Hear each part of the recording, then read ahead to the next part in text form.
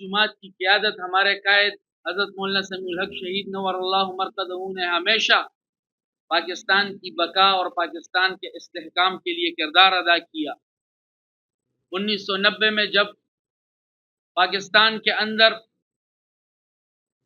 مسلکی منافرت اپنے عروج پر تھی، شیعہ سنی قتل عام شروع تھا، مختلف مکاتب فکر ایک دوسرے سے لڑ پڑے تھے،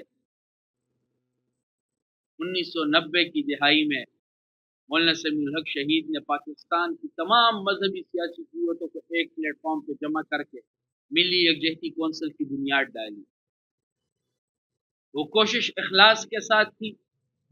اللہ رب العزت نے مولانا سمیع الحق شہید کی ان کوششوں کے نتیجے میں پاکستان میں مذہبی منافرت اور بدامنی کی اس لہر کو الحمدللہ ختم کیا۔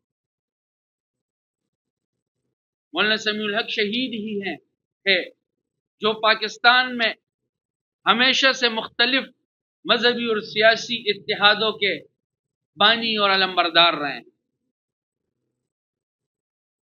دفاع پاکستان کونسل کی صورت میں انہوں نے اپنے وطن کے نظریاتی حدود، جغرافیائی حدود کے تحفظ کے لیے ایک ایسی تحریک برپا کی کہ پاکستان کی نوجوان نسل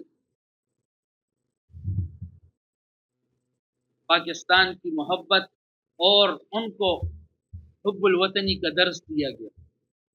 لیکن افسوس کی بات یہ کہ مولانا سمیع الحق شہید جیسے محب وطن لیڈر جنہوں نے ساری زندگی اسلام کی خدمت، پاکستان کی خدمت میں بسر کی، اسلام آباد، راولپنڈی جیسی پاکستان کی محفوظ ترین جگہ پہ وہ محفوظ نہ رہ سکے اور شہادت کا جام نوش فرما گئے۔ آج 7 سال گزرنے کے باوجود ریاست، ان کے خاندان، ان کے ورثاء، ان کی جماعت کو انصاف فراہم نہ کرے۔